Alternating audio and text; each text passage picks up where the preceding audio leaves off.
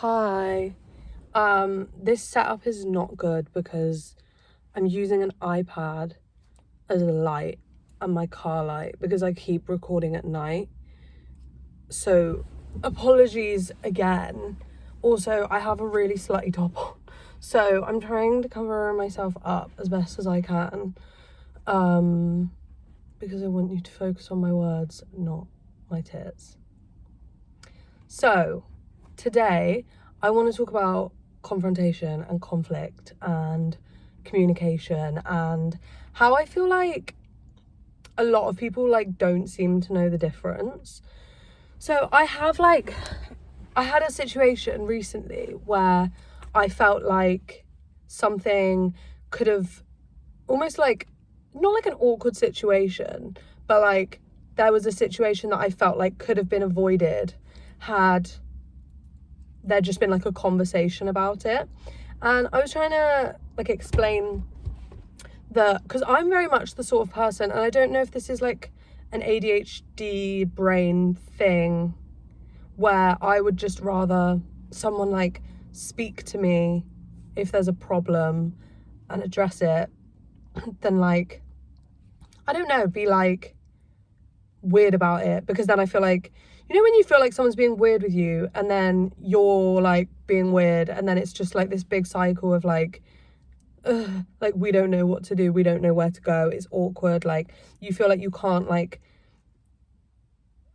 oh my god, that's so scary. I'm so sorry. I'm parked in this car park and someone just walked past and it's really dark and all I could see was a figure just walk past my window and it was really scary. Apologies. Yeah, so I feel like it was this thing where it was neither of our faults, because it wasn't deep. It was just one of those things where because nothing was said, it made it weirder. And I feel like this has been a common theme throughout probably everyone's life, where you notice tension or you notice weird vibes. I had this so much in my uni house, because I lived with the same people for basically 3 years, and obviously when you live with people for that long, there's gonna be conflicts about any fucking the cheese that you left out on the counter, I don't, whatever it is. And there was so many times where it was why have we not just spoken about this sooner? Have you ever had that conversation with someone where you finally just speak about it, and then you're why did we not just do this before? It's so easy now. And I feel I don't know if this is just me aging and getting more mature, but I feel so many things that I look back on that were huge things at the time that caused me and whoever else that was involved so much stress could have just been avoided by having a simple conversation. And I feel there's this real stigma around wanting to broach an issue with someone, because especially for a lot of people, I think, have history with feeling they either can't communicate their word, how they're feeling, correctly, or they feel they get heightened and they get emotive. And I know especially a lot of people of colour will have experienced this. So I'm Arabic, right? So I'm quite a fiery person, and I know this is a really common thing amongst people of colour, where they will speak about something and people think they're being aggressive or being angry. And a big part of me growing up was having to explain to people, they'd be why are you so angry? And I'd be I'm not, I'm just passionate, I care about this topic, I'm not angry at you, I'm not annoyed, I think I'm quite an expressive person. And I think that a lot of people of colour are the same. They just have a lot of feelings towards what they're talking about because they care about it. And then almost feel either they've been shut down, or the person that they're trying to deliver this information to can't receive it without feeling triggered themselves, or feeling they're put in a position where they feel they've done something wrong. Because I think a hard thing when someone's speaking to you about, when someone comes to you and they're oh, I feel really hurt by this, it's I think I can kind of talk about this from 2 points of perspective, I guess, because I used to be very much I would just shut down, shut off, get defensive and be well, I didn't mean it that way, so you're in the wrong, and to basically your ego is trying to stop you from taking accountability and being okay, yeah, fair enough, I did wrong. Because you don't want to feel like when you've acknowledged you're wrong, that's like admitting guilt. And I used to have a friend who would always just apologize. Like anytime she'd done anything wrong, she would just apologize. And I remember like after a while I was like, but we're still having these same issues. Like what's going on? Because I feel like, is something not going in? Am I not addressing my point? Like whatever. And I feel like for a lot of people, an apology is just them being like, yeah, okay, sorry, because they don't want it to escalate further. And I think this is why a lot of people maybe see me or like other people that communicate or think about things the way that I do as defiant, or like, you know, when you're a child and like someone's telling you off and you're like, but why? Like you want the reason behind why they feel the way they do. You don't just want like, you did this and it made me feel this way. You want to know why, because then it's like, you know, something can hurt someone's feelings, but it won't hurt someone else's feelings. So like, I feel like to properly take accountability, you have to understand what it was that caused that emotional reaction. And especially if I care about someone, I will do my best not to say it again, because you could say the same thing again, but it could have been your tone of voice. You know, some people grew up in angry households, so tone of voice is really important for them. That could be a trigger, or certain words can be a trigger for someone, or, you know, swear words, or like, I don't know, like speaking to certain people about certain things when they wouldn't have minded if you'd spoken to another person, but because you spoke to that person, it's like kind of touchy. Do you know what I mean? So I think that's why, like for me, I find the reason behind your emotions more important than the actual emotion itself, because emotions are fleeting. Do you know what I mean? Like they don't last that long in your body unless you choose to cling on to it. So that's not like, that's going to come and go. Do you know what I mean? Like, you know, when I feel like I keep saying, do you know what I mean? I'm really sorry.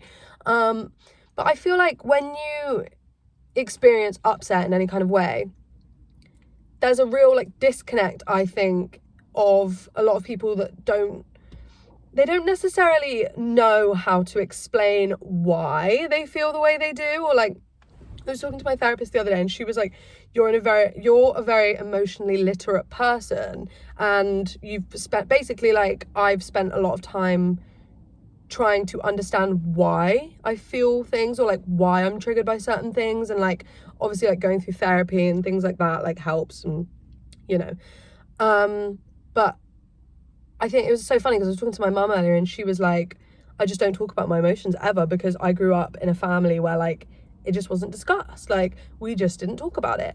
And now I find it really hard. And she was like, I don't understand, like when I was younger, not my mum, she was like, I could never understand how you were so open about things. Like I never could quite grasp it. But now I can see that I've done myself a massive disservice, because all these times I was saying, oh, I'm fine, when actually she wasn't fine. And now it's like almost a double-edged sword, because she's told all these people she's fine. She said to me this earlier, she was like, I just feel like, you know, I had no one to talk to growing up. And I was like, girl, you just didn't talk about it.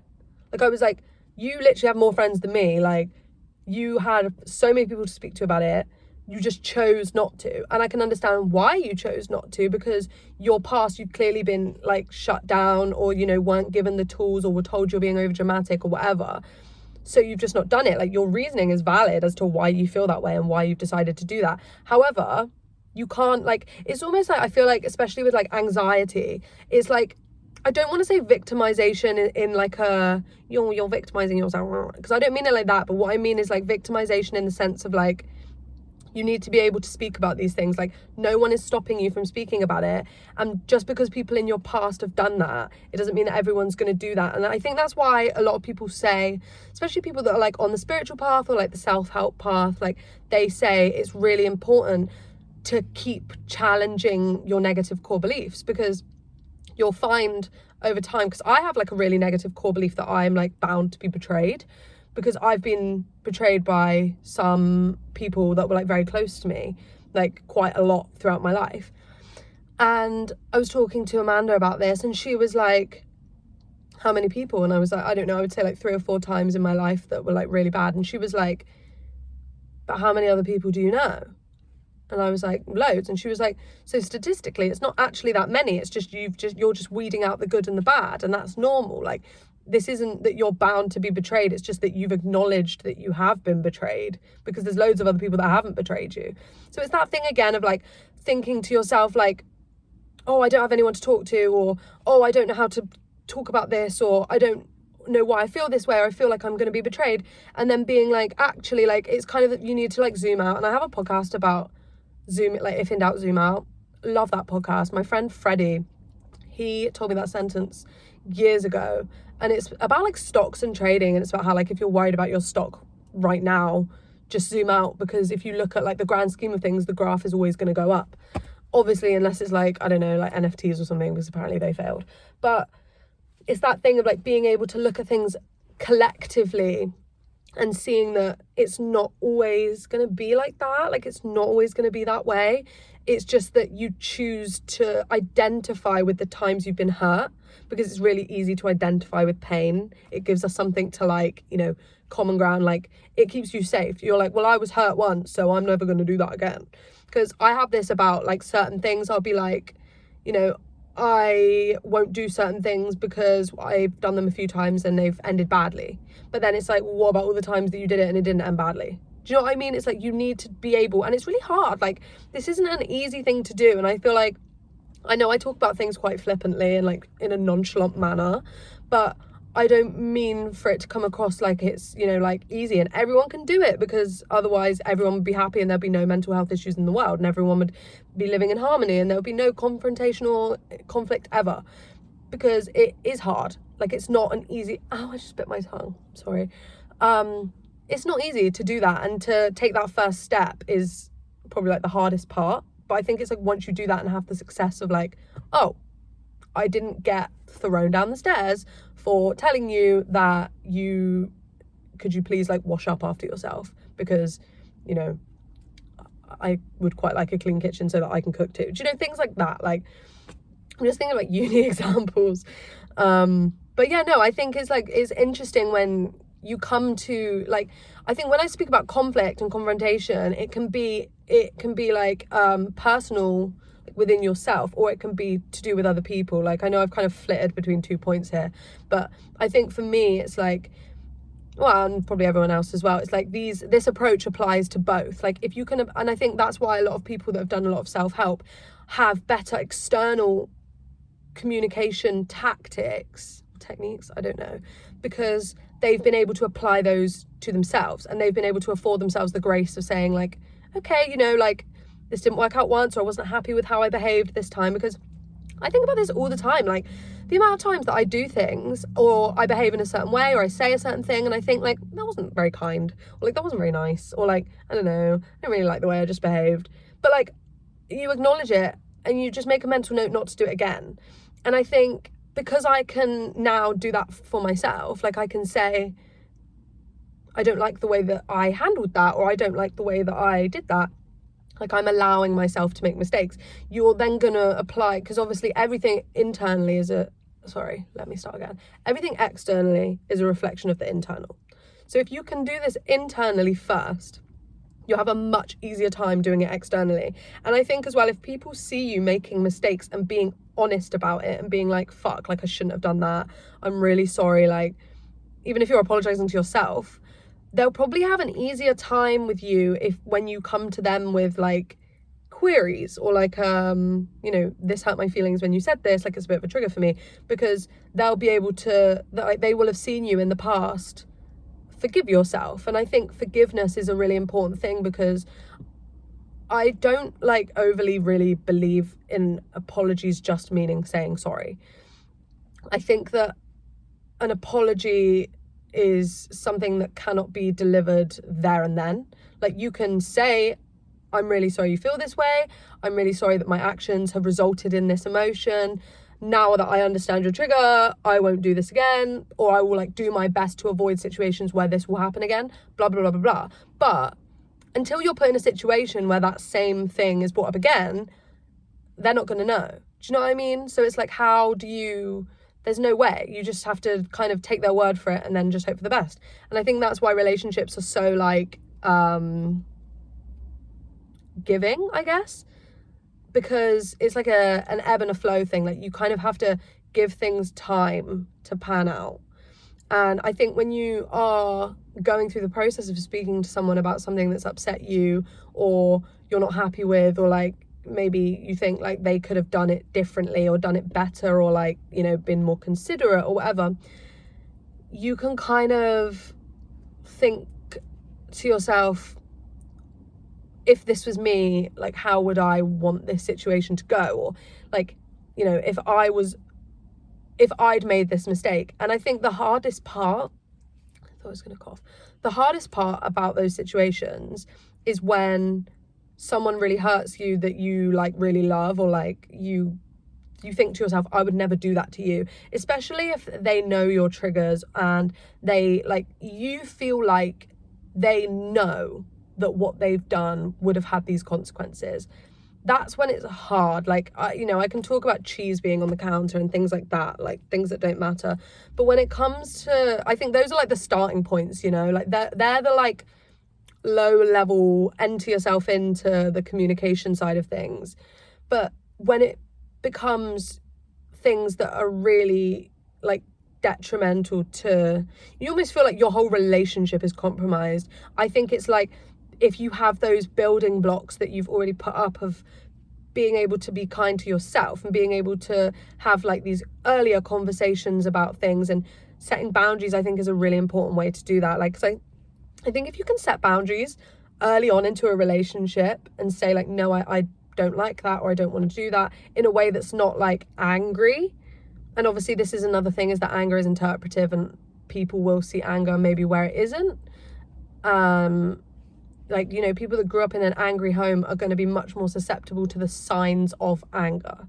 So like, it's one of those things where like, if I drop a pan on the floor, someone in my house might shudder, because they, in their mind, that to their childhood self means that someone's thrown something across the room because they're angry, and that might mean that they're going to get hit, or they're going to get abused, or they're going to get the silent treatment, or not fed. Do you know what I mean? So it's like these things where it's also individual, and we'll never have the awareness of like, I was going to say totality, but I feel like you can probably catch my drift. Like, we're never going to be able to be completely aware of what people will react, and we shouldn't have to live our lives trying to interpret everyone's triggers. And, you know, your triggers are your own to deal with, but obviously, like, you know, my friends, I love them dearly, and knowing what certain triggers are for them, there are certain behaviors that I avoid that I can bring out with my other friends because I know it's not trigger. So it's like kind of just having a bit of awareness, I think, and it's like comes with time. And that's why they say you shouldn't like jump into a relationship or like love bomb people really quick off the bat, because you just don't understand each other that way yet. Like, those things just come with time. I'm really sorry, my brain's just switched off. So that's all. Thank you so much. Love you guys. See you very soon.